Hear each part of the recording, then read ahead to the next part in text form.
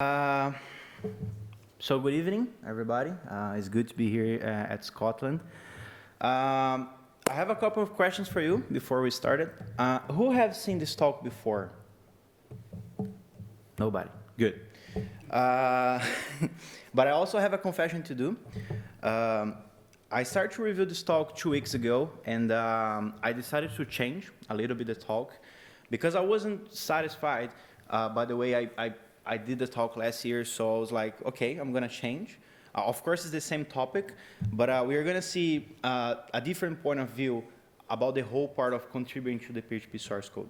Of course, if you go, and if I can move the slides, yeah, we can. If you go to YouTube, you can see the talk by last year.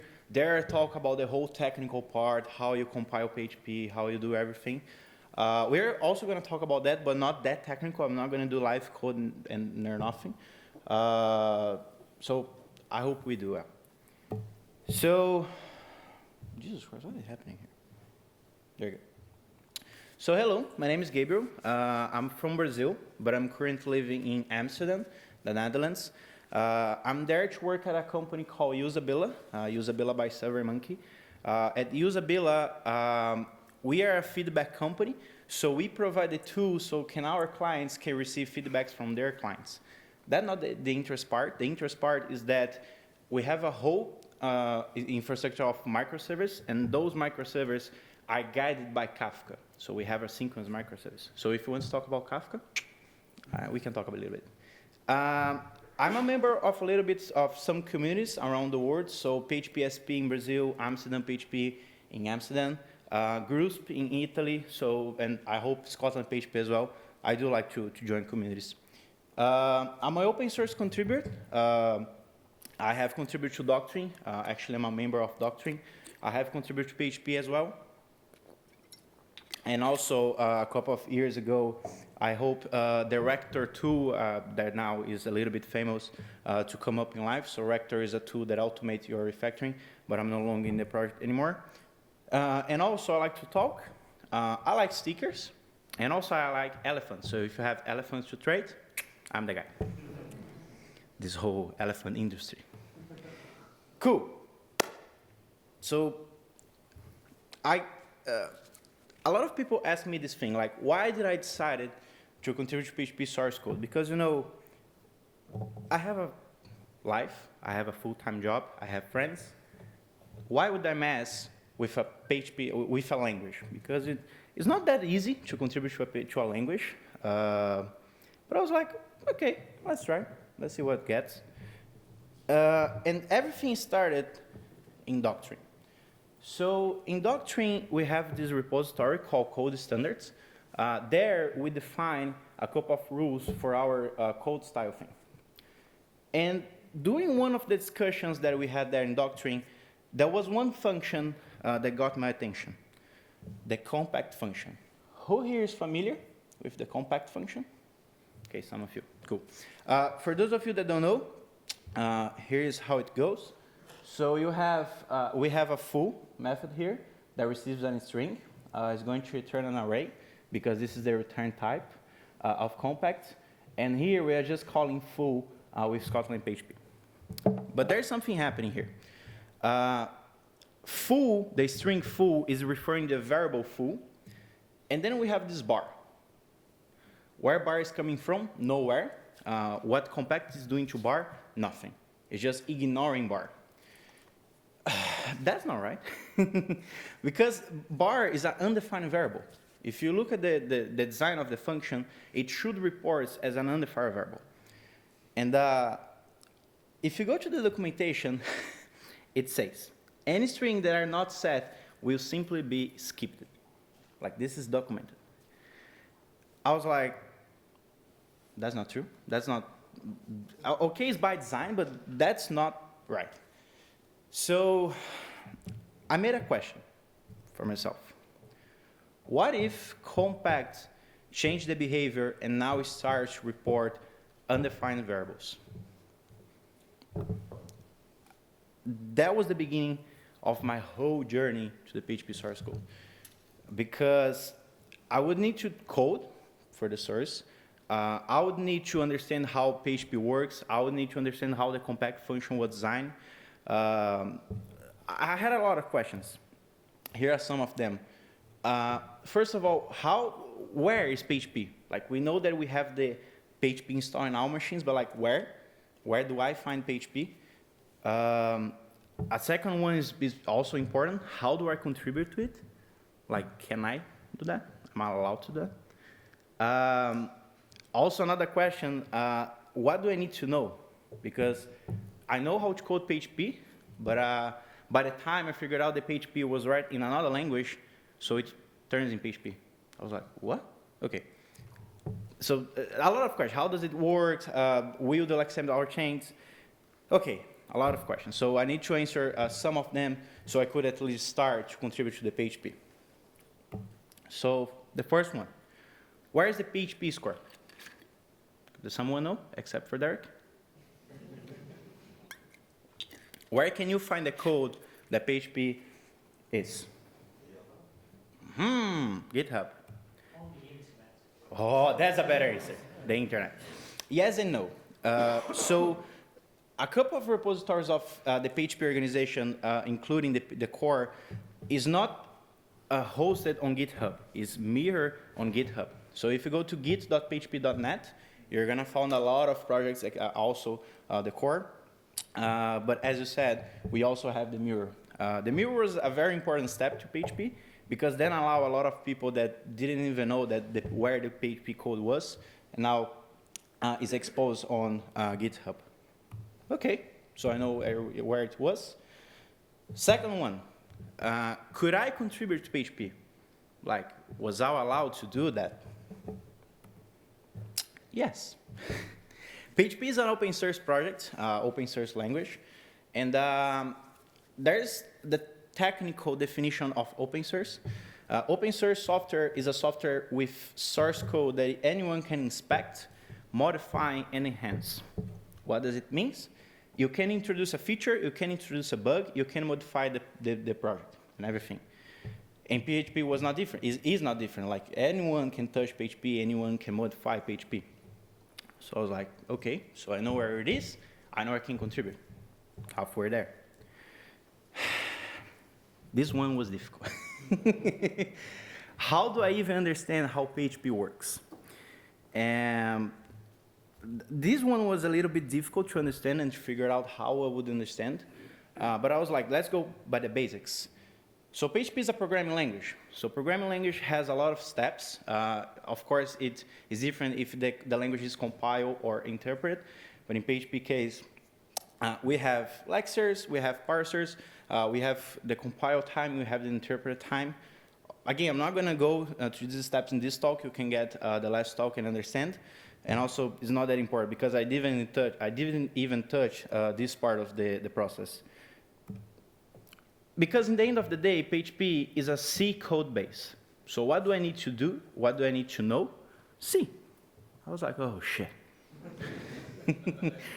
I need to know C. Okay, that sucks. And then the last and most important question for me, would they accept my changes?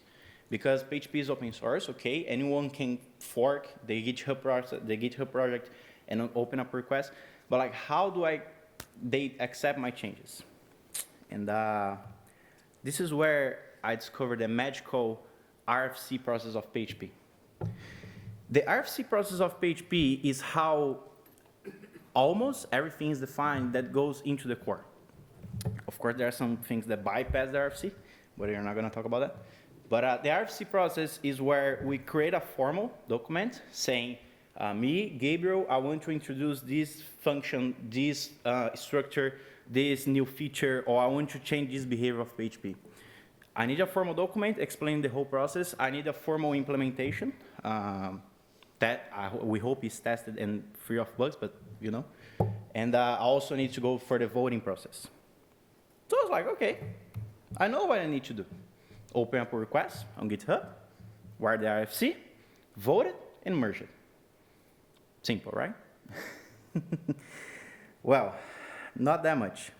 Because, okay, PHP was a C code base. But we can get that example from the PHP world. Does anyone here have ever contributed to Symfony? Like the Symfony core? No. It's the same thing, like, okay, we know PHP, but when you go to Symfony and you want to contribute to Symfony, you need to understand how Symfony works under the hood. PHP is the same thing. PHP is a C code base, but PHP has a lot of magic going on, a lot of macros, a lot of functions, a lot of constants and everything. Also some things going under the hood that I didn't even know how it works. So I was like, oh, I'm going to give up. Like, that's not possible. But I made a question. How could I learn how to code for the core? Because, okay, I need to know C, but I didn't know, I didn't think that I need to go to the C level, like deep, understand structures, things that the C can go even down. I was like, do I need to go that deep? No. And then I asked someone very important in this whole process of me contributing to the PHP source code, the community. I went to Twitter. I asked some folks, like, how could I start? And someone replied to me with this guy, Sammy. Sammy has a podcast, a video cast actually, called PHP Roundtables. And so he invited a lot of people and started to discuss about PHP. And there was a time that he invited some of the PHP internals, and he decided to make a YouTube series called Writing Tests for the PHP Source. And that series taught me how I would compile PHP, how I would understand how PHP works in a very trivial level. Also, how could I write a feature? How could I test the feature? I was like, woohoo, I have everything. But I started to search a little bit more. Then I met this guy. There's anyone here does not know Nikita? Don't know Nikita? Okay, so get his name, go to Twitter, follow him, and say thank you for everything that you have done for PHP. Nikita is one of the guys behind PHP. Of course, we have Derek, we have Nikita, we have Dimitri, we have Sarah, we have a lot of names. But Nikita nowadays is one of the most important. And Nikita has a blog, and one of the posts of this blog is called How to Add a New Synthetic Feature to PHP. What this means? He, in a very trivial level, explained how those concepts of programming language work in PHP. Parser, lexer, interpreted, compile thing. And during that blog, I was like, Jesus, is everything already done? Like, I don't need to code compact. I don't need to understand compact. I do need to understand compact. I didn't need to go that deep. I just need to find where the compact function was defined. I need to understand, and I need to modify. So I was like, Jesus, it's going to be much easier than I thought. But I still want to understand what I was doing, because once I found the compact function definition in the source code, there was some function that I didn't even understand what the name was, Zend thing, and variables and everything. So I made this book, PHP Internals book. It's not fully completed. There's a lot of parts missing, but gave you a little bit introduction and a very nice introduction about how PHP Internals works. So, okay, I had everything, but I was like, okay, it's not going to be that difficult. So I tried. So, I think now I'm going to need to mirror my screen. So if you go to PHP-RSC, if you go to pull requests and you get my pull requests, why did I decide to go for the, I know, okay, closed, here.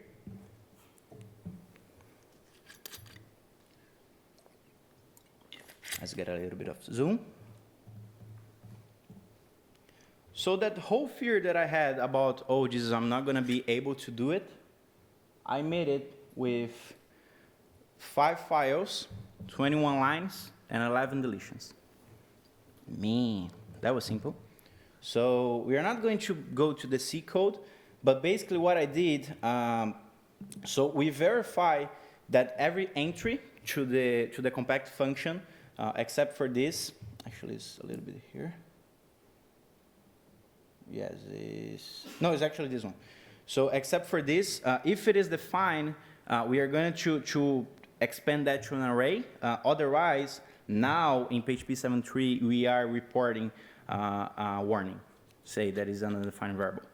And then I changed some tests because, yes, there were some tests with false positives, with undefined variables and everything. And done. Like, was not that difficult. And I made a contribution to the PHP source code. But you know, I always get that question like, okay, you made something so simple that's not going to change everyone's life. Yes, I know. But I made it. It was the first step. But also, why should you contribute to the PHP source code? Like, the only way to contribute to PHP is by code. Like, you need to go there, you need to understand C, you need to do everything. Is coding the only way of contributing to PHP source code? No. And then now we are going to omit the source code. We're going to talk just about PHP. The only way to contribute to PHP is code? No. There's many ways. Documentation. You can write documentation for PHP. You can write extensions for PHP. We're going to talk about the Derek's extension, Xbug. You can have discussions upon PHP, so you can bring ideas to PHP that maybe the internals didn't thought about. And believe me, reporting bugs isn't a way of contributing. Because if we don't know the bug does not exist. This is the definition of bug. Bugs is a way of your code that behaviors that you didn't predict it and someone important. This is how bug works. So I have a couple of examples. Andreas, of course, he did something for the core, but he's doing something much bigger for PHP. Do you know the PHP.NET documentation that we look every single day? That thing is hosted on SVN. Jesus Christ, yes. SVN, for those of you that don't know, because I didn't know when I first heard of the term, is the worst version of Git, so to speak. And contribute to the documentation of PHP nowadays is a little bit difficult because you need to go to a specific domain, you need to do specific steps, you need, when someone is editing a file, you can edit the file, like it's not that nice. Then we have, for example, with GitHub. When you go to the GitHub, you can edit the file in GitHub directly there, and boom, you have you can do that. So Andreas is working, and he's leading a team that is migrating. How is the technical term? He's migrating the whole SVN history, commits, and reference to Git, and with that we can expose to GitHub. Cool. Because that's not a contribution directly to the source code, but that's a contribution that's going to change the way we contribute to the documentation.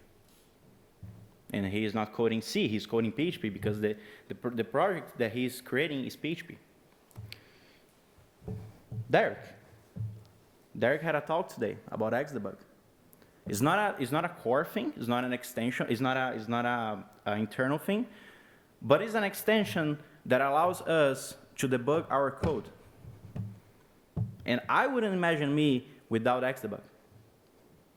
Thank you, Derek. And of course, Derek maintains the date and some extensions in the PHP, but this project is more important than the internal one. Okay, we're talking about C, but let's get higher. This guy created a couple of years ago, I don't remember the year, PagePiston. PagePiston is a stack analyzer tool. It's a fully PHP composer project. But with his changes, with his ideas and everything, he's influencing the core of PHP. Everything that he's doing on PagePiston is getting influenced on PHP. Because now we see that we have a weak reflection API. We see that we have a weak implementation of something, and PagePiston is exposing those weaknesses so we can improve PHP. And he's not even touched the core of PHP. So you can change PHP in so many ways. It's not just about the code. that you do for the internals. It's about how you help the language evolve. Of course, we do need more contributors to the source code. It's not trivial. I'm one of the official members of the PHP organization, but I'm still studying my ass off C and how PHP internals work, so I can start to make some bigger contributions, but it's difficult. But keep that in mind. You don't need to go to the hardest path. You can go to the easiest one. So go talk with Andrea, see if he needs help to make that thing happen about the documentation. Go talk to Derek, see if he needs help. I think he needs with Xbug. Go talk with the creator of PagePiston. See how you can introduce new changes to PagePiston that is going to influence the PHP. Cool? So that's it. So this is why I changed a little bit of the talk, because the technical one, okay, it's good to have that technical one where it explains how PHP works, but I think it's more important to send you the message how can you improve PHP.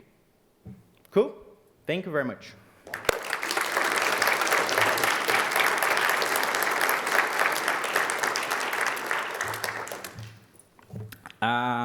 Wait.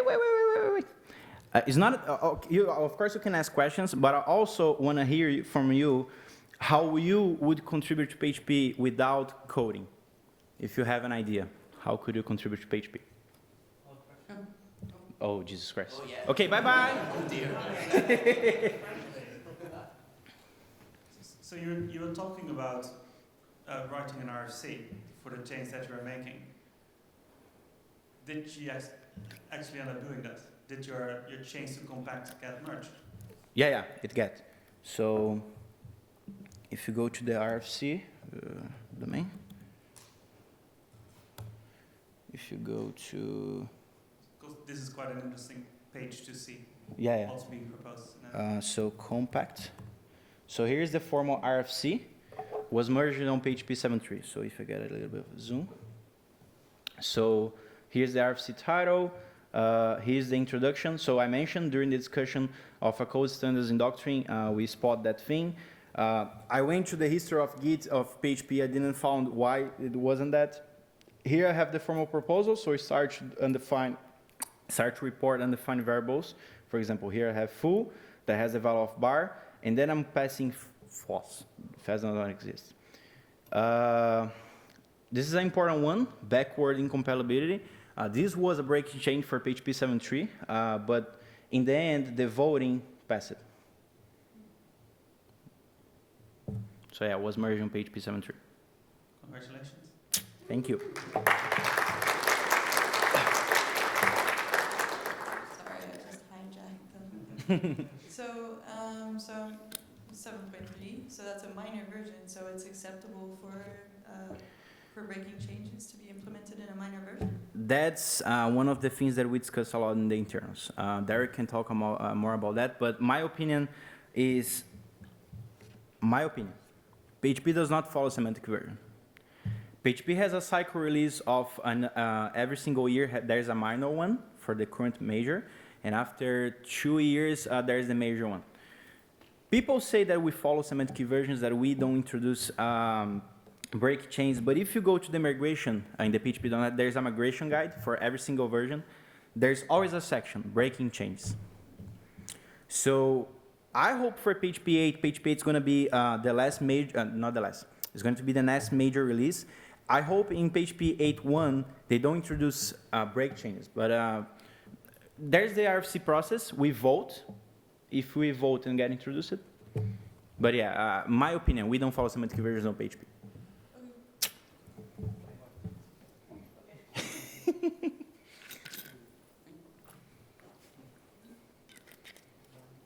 To answer your question, like contributing to PHP without, writing C, I'm scared of C. I've wanted to have generics in PHP for a long time, so and there has been an RFC actually for generics that has been around since 2016 by Ben Schultz and Rasmus Schultz. Okay. Great RFC. The thing about an RFC is it's very technical in nature, and sometimes it doesn't spend that much time on the why of why you want to do it, right? So I wrote an article that focuses more on the why, then I did kind of a follow-up Cool. talk on that as well. Mhm. And so that was one way. So if you see an RFC that you like, for a feature that you like, and if you want to make, go to conferences and make a talk about it, or write an article. It's going to push the internals to start to implement that. Well, at least, it gives people more information so that when the voting comes, yeah. Makes a lot of sense. Yeah. An RFC doesn't require implementation. It doesn't? Okay, so the RFC doesn't require implementation. I didn't know that.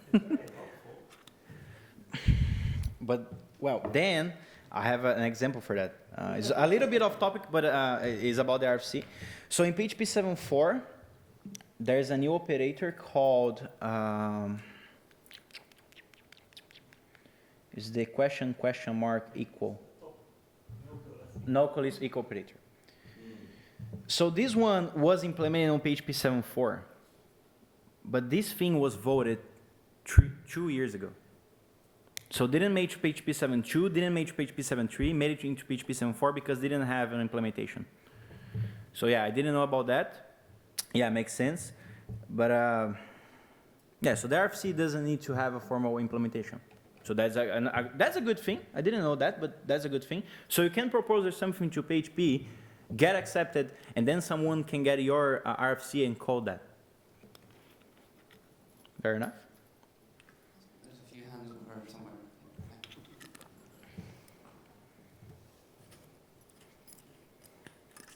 Actually, the chat first, but my question is more about the RFC process and how did you find it? Because over the years you hear some horror stories. It's more of, you only hear the negatives, you never hear the good side. So obviously you've had a positive experience, hopefully. Yeah, because the change that I made was very simple. But yeah, when you start to talk about bigger things, for example, the unit types that we had for PHP 8, that actually was just approved and just merged into PHP 8 master bench.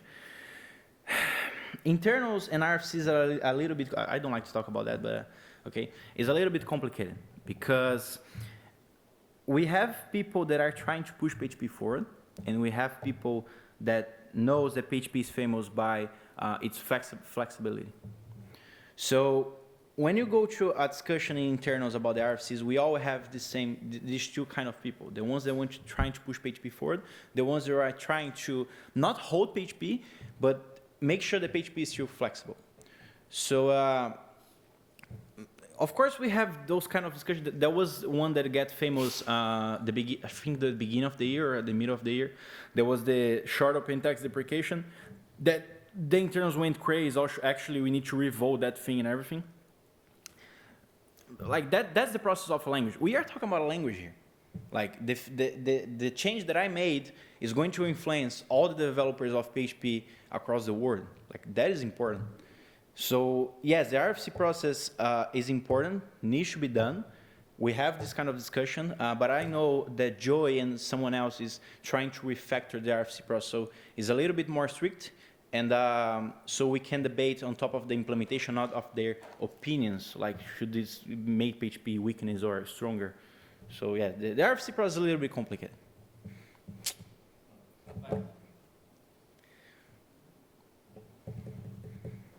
Someone else? Nope.